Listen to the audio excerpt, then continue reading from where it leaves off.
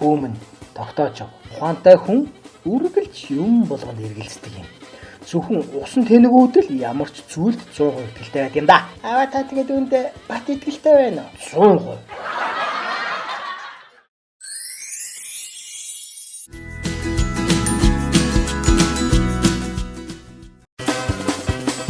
Хонгор минь чи ингэд амттай сайхан хоол ич чаддаг л эцтэй. Чадлаггүй яах вэ? Тэгвэл одоо амттай болохын тулд юу хэрэгтэй юм бэ? Сайхан ааштай хатам, өлсгөлн нөхөр хоёр л хэрэгтэй дээ.